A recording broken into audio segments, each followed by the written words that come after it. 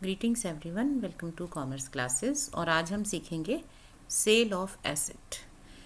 Whenever a company or firm is selling its fixed assets, then accounting can be done through two methods. आपके पास दो method है cell को record करने के। पहला मेथड है कि आप एसेट अकाउंट में ही इसको रिकॉर्ड कर लें। You are making asset account जिसमें आप सारी ट्रांजैक्शंस पोस्ट कर रहे हैं, तो सेल के टाइम जितनी भी ट्रांजैक्शंस हैं वो भी इसी में रिकॉर्ड कर लें। सेकेंड मेथड है you open a separate account. So asset disposal account is a one time account. One time का मतलब कि एक बार बनेगा, जब भी एसेट की सेल होगी उस टाइम ये अकाउंट बनेगा और उसी टाइम ये क्लोज भी हो जाएगा। सो ये कंटिन्यू नहीं करेंगे, वहीं इसको क्लोज कर देना है। सो आप इसे या तो सेपरेट अकाउंट के थ्रू करते हो या एसेट अकाउंट के थ्रू रिकॉर्डिंग करते हो। Now before we study accounting, let us see the calculation. जब भी कोई एसेट की सेल करते हैं या हम कोई भी चीज़ सेल करें तो उसमें प्रॉफिट और लॉस को कैलकुलेट करना इंपॉर्टेंट होता है। Now in case of sale of an asset, profit or loss can be calculated by comparing the book value on the date of sale with the selling price। मतलब ये दो चीज़ें हैं। एक ये है कि आप एसेट को सेल कर रहे हो, so you know the selling price which is net selling price after deducting expenses. Suppose आपने मशीन की सेल की 50,000 पे, बट उस पर आपको 2,000 कमीशन देनी पड़ गई, तो आपका जो एसेट का सेलिंग प्राइस है वो 48,000 काउंट होगा, बिकॉज 2,000 तो उस सेल को रियलाइज़ करने में लगा ना। सो नेट सेलिंग प्राइस कितना मिला। दूसरी चीज़ है बुक वैल्यू, कि जिस एसेट की हम सेल कर रहे हैं उसकी बुक वैल्यू कितनी है on the date of sale. अब ये निकालना क्यों ज़रूरी होता है, just consider this with one example. Suppose I purchased an asset on 1 April 2018 for 50,000 rupees. ठीक है, आपने एक मशीन है सपोज, वो बाई की है इस डेट को। नाउ ऑन से 30th of September 2020 you are selling it for say 28,000. Okay, so can you say that we have a loss of 22,000? भाई 50 की खरीदी थी, 28,000 में सेल कर रहे हो इस मशीन को, तो आपको 22 का अपेरेंटली दिख रहा है ना, लॉस हो रहा है, कम पे मिल सेल हो गई है ना। कैन वी से this? Just pause and think. Now asset जो होती है वो हम खरीदते हैं किस लिए, क्योंकि हमने उसे बिजनेस में यूज़ करना है। तो इसमें सीधे सीधे प्रॉफिट नहीं कैलकुलेट होता, आपने इसको बिजनेस में यूज़ किया है।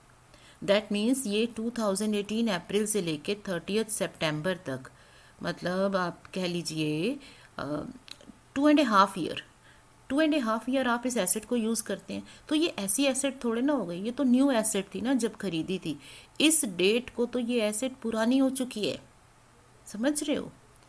ये 2.5 ईयर पुरानी है, तो एक नई वैल्यू को आप सेलिंग प्राइस से कैसे कंपेयर कर सकते हो। अगर हम इस डेट को प्रॉफिट निकालना चाहते हैं तो हमें इस डेट को बुक वैल्यू निकालनी होगी, कि इस डेट को एसेट की बुक वैल्यू कितनी है, क्योंकि जो अमाउंट्स हैं वो कंपेरेबल होने चाहिए।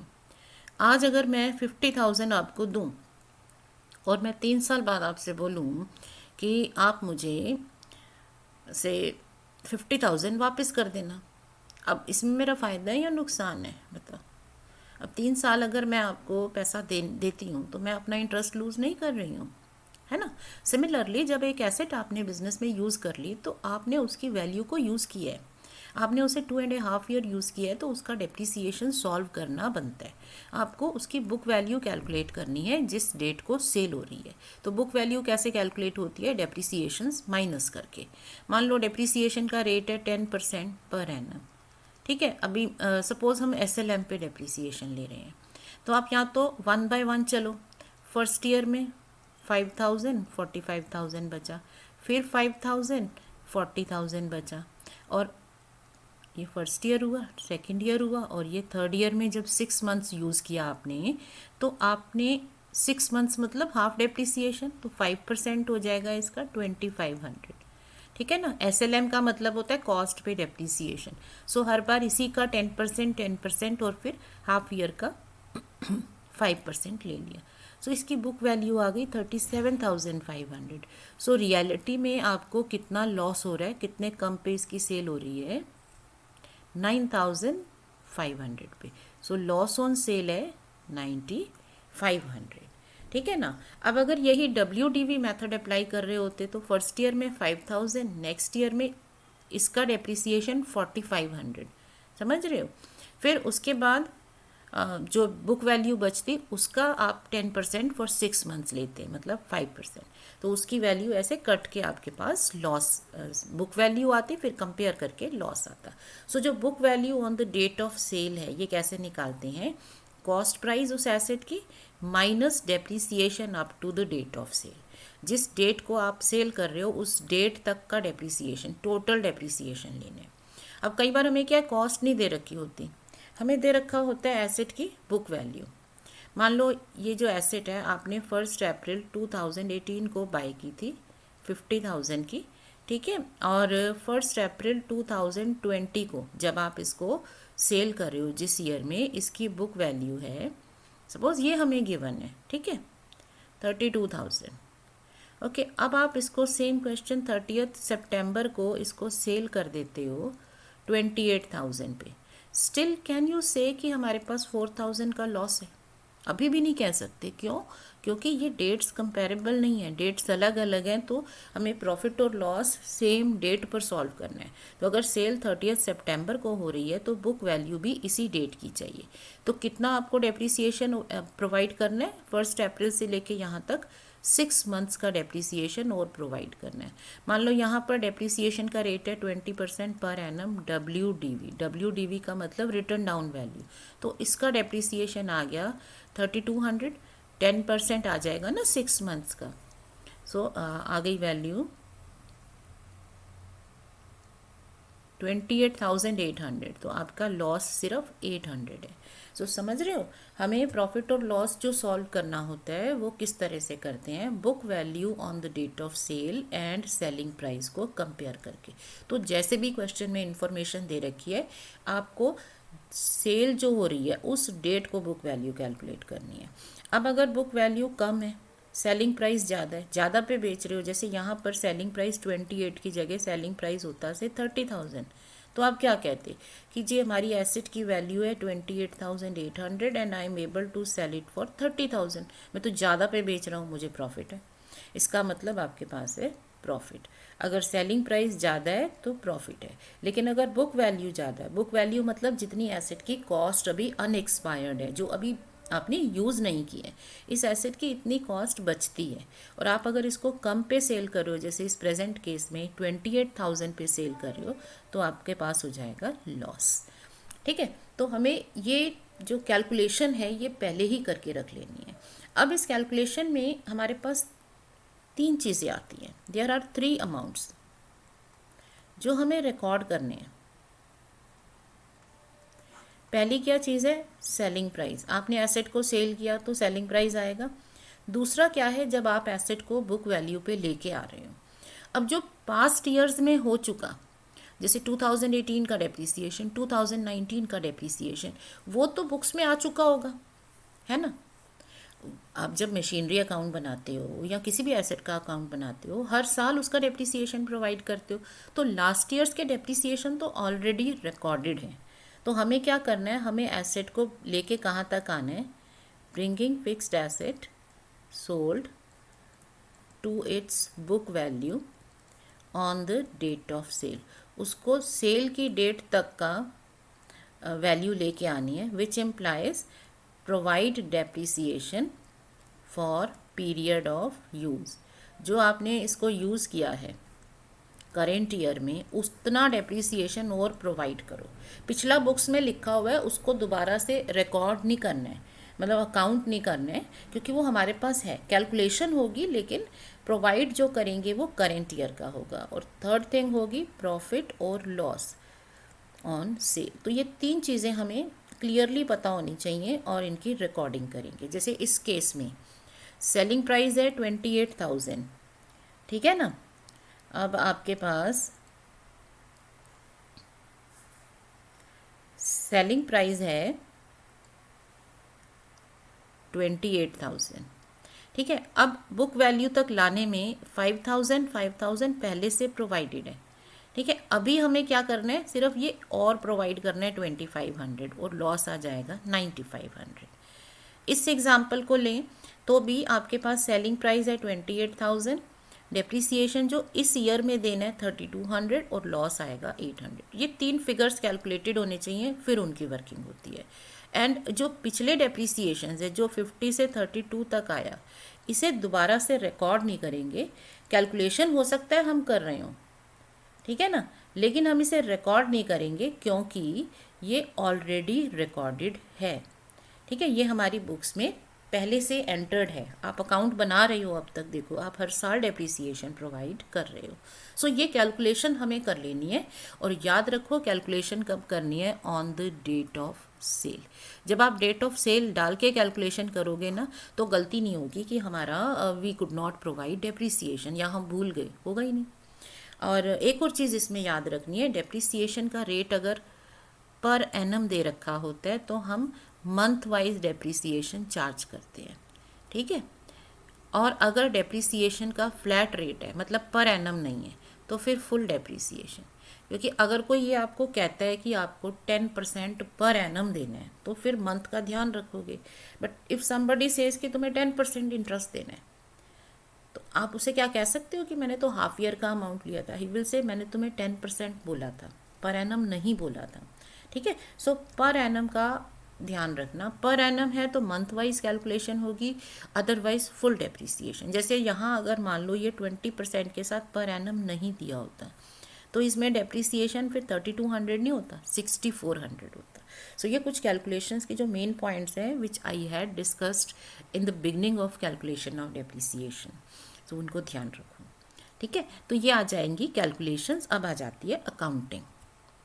नाउ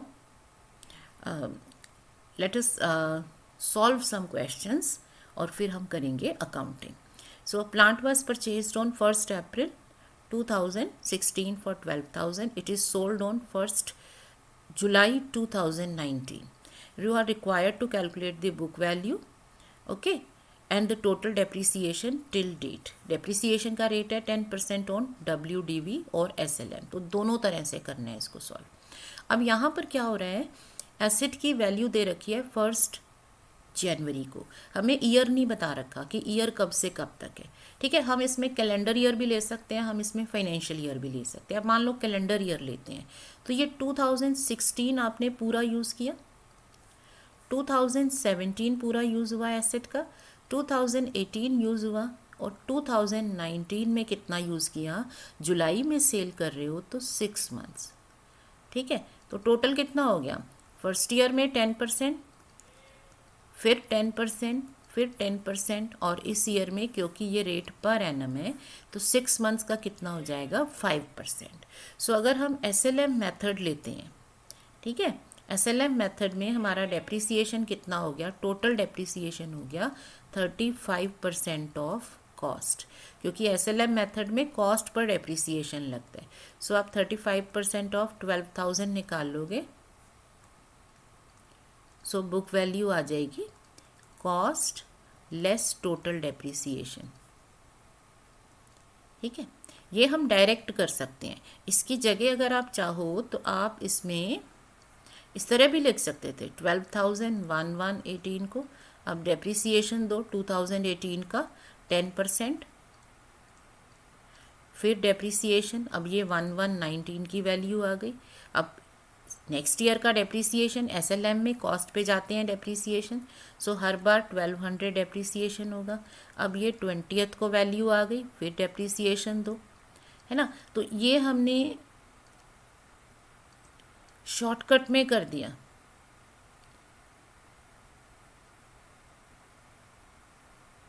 सिक्सटीन, 17, 18, 19, ठीक है। ये ईयर की थोड़ी सी मिस्टेक हो गई थी, 18। अब 19 में क्या होगा, डेप्रिसिएशन फॉर 6 मंथ्स, तो अब 1200 की जगह होगा 600, तो यही वैल्यू आ गई। यहाँ हमने क्या किया, शॉर्टकट में कर दिया, क्योंकि हर बार रेट SLM बुक वैल्यू पे है, तो हमने रेट का ही टोटल करके बुक वैल्यू पे डेप्रिसिएशन कैलकुलेट कर लिया इसका कॉस्ट पर, ठीक है। अब अगर यही WDV होता, तो WDV में क्या करते हैं हम, डेप्रिसिएशन सेम चार्ज करते हैं, लेकिन अब ये आता है हर बार किस पर, बुक वैल्यू पर, ठीक है। अब इसका 10%,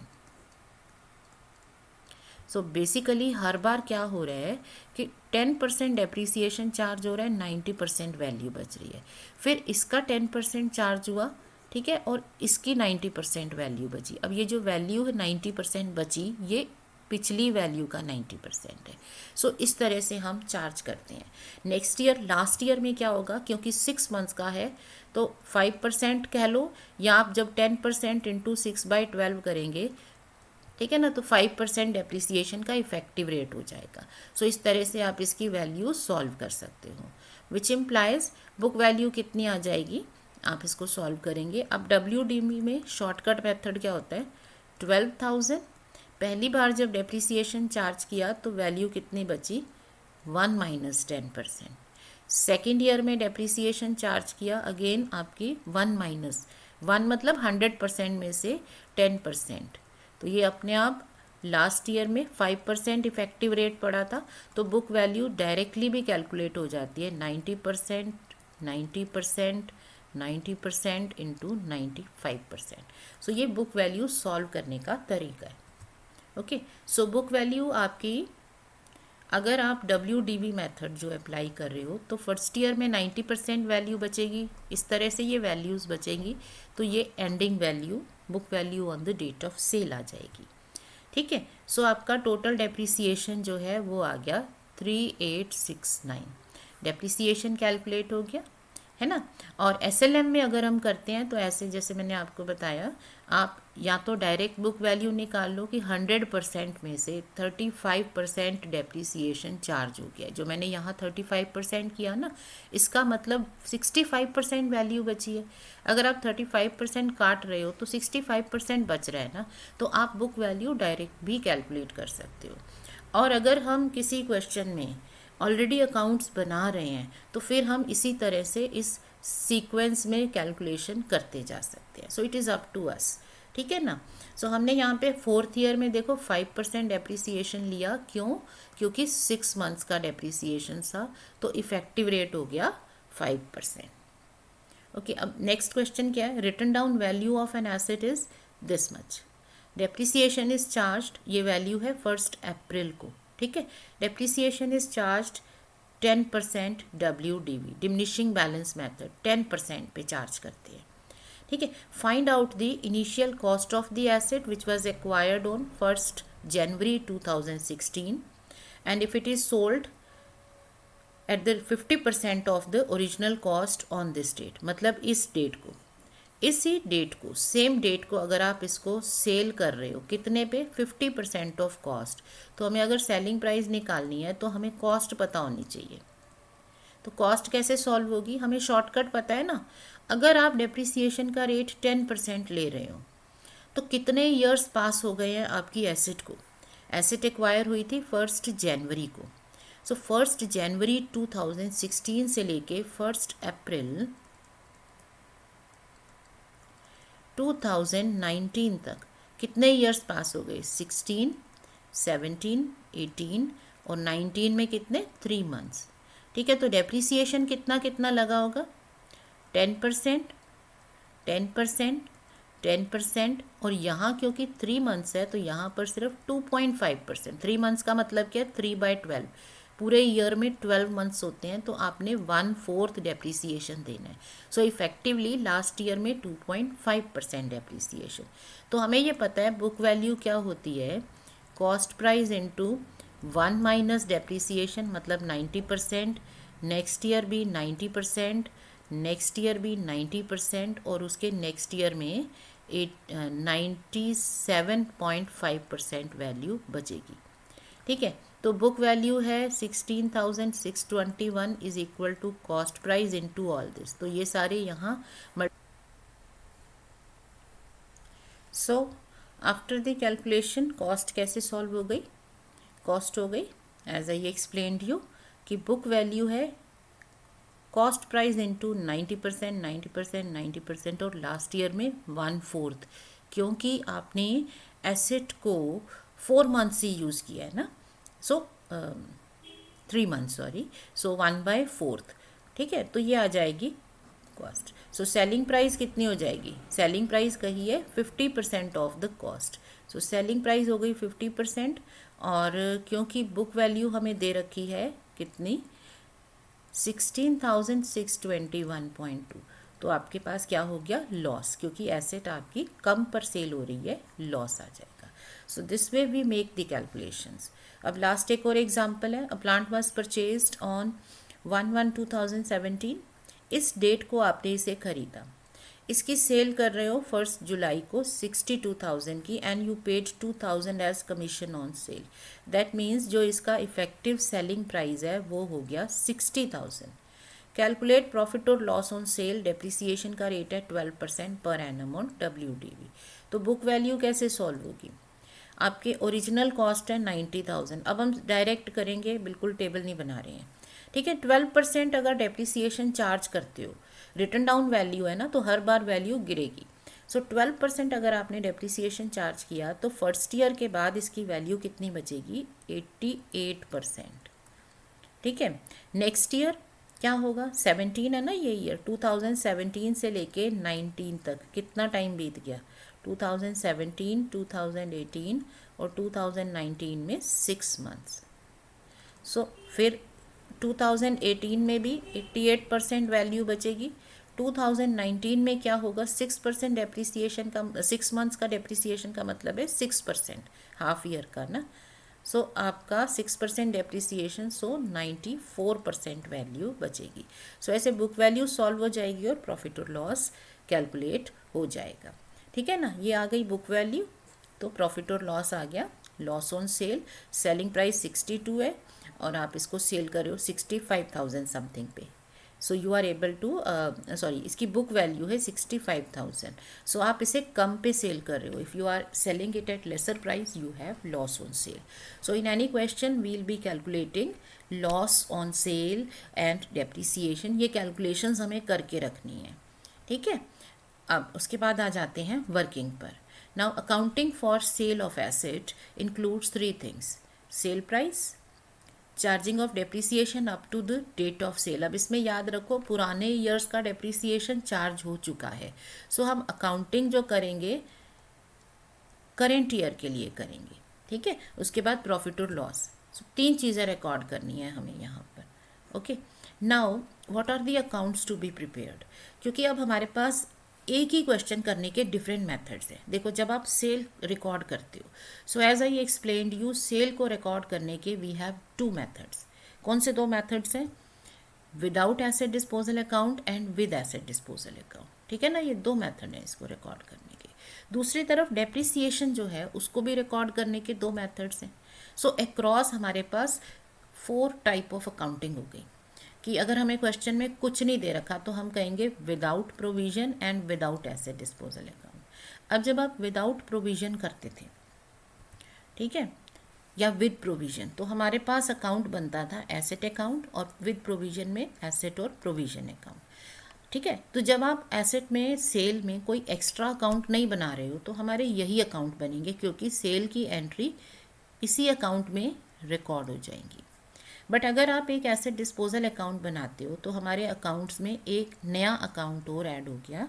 सो we will be having asset disposal account along with asset account, और यहाँ पर भी इन दोनों अकाउंट्स के बाद ये थर्ड अकाउंट एक्स्ट्रा हो जाएगा, ठीक है। So we will be understanding the working of these 4 methods one by one. So I hope this calculation part and the number of accounts that we are to prepare is clear to you. So that is it for the day. So next time we will be understanding accounting for sale of asset.